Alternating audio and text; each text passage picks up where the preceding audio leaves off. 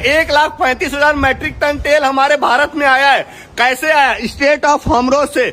फिलहाल अभी काफी सारी अफवाहें उड़ी कि गैस कम हो गया, तेल कम हो गया, लेकिन अभी आप किसी चीज के डर नहीं है, क्योंकि अभी हमारे ईरान ने परमिशन दे दिया कि स्टेट ऑफ होमरोज से भारत के जहाज मतलब क्रॉस कर सकते हैं। स्ट्रेट ऑफ हुर्मुज़ से तेल की सप्लाई अरब ममालिक के लिए बंद है, मगर खुद ईरान यहां से अपना तेल बेच रहा है।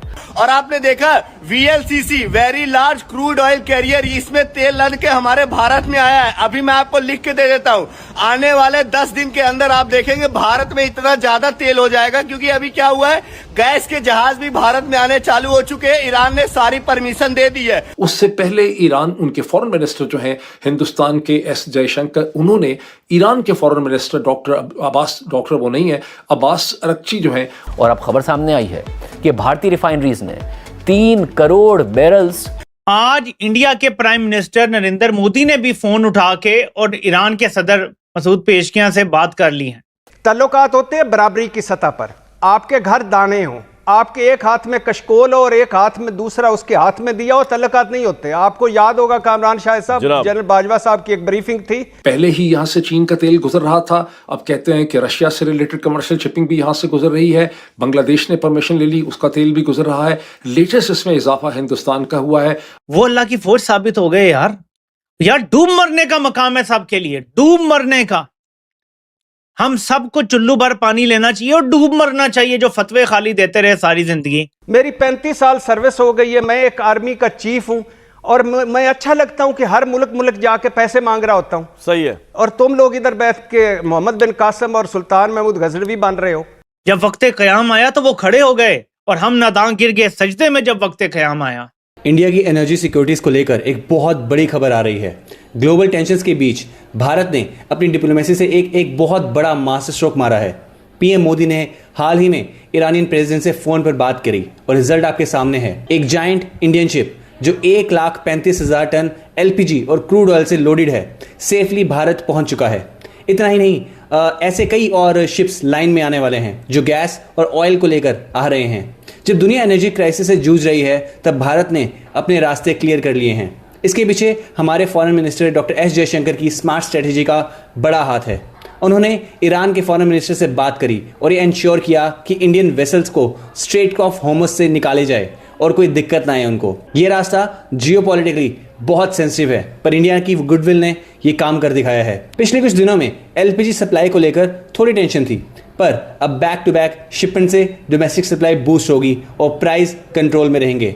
जहां पड़ोसी पाकिस्तान के डेवलपमेंट को देखकर हैरान है, वहीं भारत अपने सिटीजन को जरूरतों को प्रोवाइड कर रहा है इजीली। गुज़श्ता 24 घंटे में, जैसे शायद मैंने आपको कहा कि IRGC ने 2 मजीद कंटेनर्स के ऊपर हमला किया जो इंटरनेशनल शिपिंग के थे, इराक के साहिल के करीब थे, और अब तक अकॉर्डिंग टू इंटरनेशनल मीडिया 13 या 14 ऑयल टैंकर्स जो हैं उनको गुज़श्ता चंद दिनों में निशाना बनाया जा चुका है। इन सब की जिम्मेदारी IRGC ने नहीं ली है, लेकिन नंबर इनका इतना है।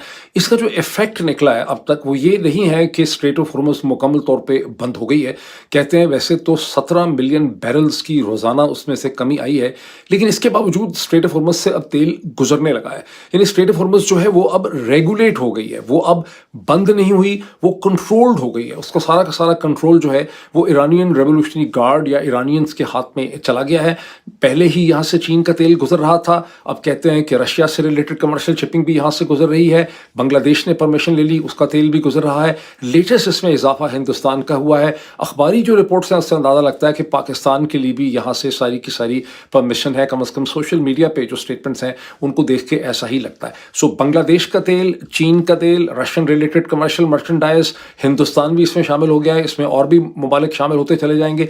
अगर यहाँ से तेल या कंटेनर्स नहीं गुजर सकेंगे तो अमेरिका, इजराइल और मगरबी यूरोप के नहीं गुजर सकेंगे, जब तक कि ईरान के मुतालबात, जो कि ईरान के सदर मसूद पेज़ेश्कियान ने एक दिन पहले अपने ट्वीट के जरिए आर्टिकुलेट किए हैं, जब तक वो मुतालबात नहीं माने जाते या उनके ऊपर कोई मीनिंगफुल पेशरफ जो है वो नहीं हो सकती। हमारी सरमायाकारी 41% डाउन है, हमारी तिजारत है कोई नहीं, हमारे कर्ज़ों में हम जकड़े हुए हैं, बेरोज़गारी हमारी बढ़ी हुई है, गुर्बत हमारी बढ़ी हुई है, और जो हमारे दोस्त हैं, एक हिमालय से ऊंचा और समंदरों से गहरा, हमारी टोटल मईशत है $450 अरब की, और हमारे पे कर्जा है $350 अरब। उनके लिए तो एक ऐसे ये झूंगा है ये जो इतने तल्लुकात हैं, ये बलाएं लेने वाले तल्लुकात, आजा जफ्फी लाल है, तो ये तल्लुकात वो हमारे नहीं देखते। मेरे और कामरान शाहिद के तल्लुकात हो, मैं साइकिल फटपटी पे फटीचर साइकिल पे आ रहा हूँ और इसकी मैं तो भट्टी साहब को गाड़ी दिलवाऊंगा से गुजरे, बड़ी लंबी चौड़ी, और तो कोई छोटी सी गाड़ी मुझे भी दे दोगे ना भाई, दोस्त है अपना, नहीं, अच्छी मुनासिब गाड़ी। आजा सजना तुम ही विच बह जा, गड्डी एसी लाल है। तो तल्लुकात नहीं होते भाई, और निकल आओ इस दुनिया से। उसने मुझे जफ्फी मारी, उसने मुझे जहाज भेजा, उसने मुझे बुलाया, ये वो अपनी उनकी है ज़रूरत है।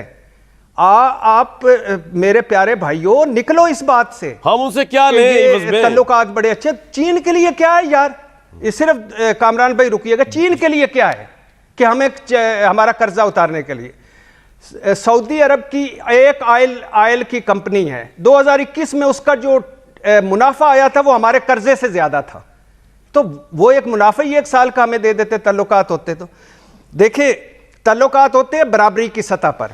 आपके घर दाने हो, आपके एक हाथ में कशकोल हो और एक हाथ में दूसरा उसके हाथ में दिया हो, तल्लुकात नहीं होते। आपको याद होगा कामरान शाहिद साहब, जनरल बाजवा साहब की एक ब्रीफिंग थी, तो उसमें बातें होती गई, तल्ख एक सतह पे पहुंची, तो जनरल बाजवा साहब ने कहा यार खुदा का खौफ करो, क्या कह रहे हो, किस दुनिया में रहते हो।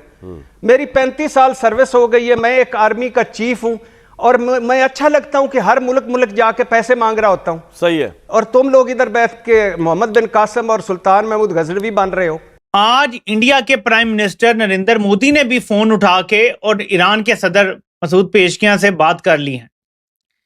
पाकिस्तान के किसी बंदे ने, ऑफिशियल ने अब तक ईरानी सदर से बात नहीं की, कम से कम शहबाज ने नहीं की या किसी फौजी ने नहीं की, जो हर चीज में मामे बनते हैं वैसे।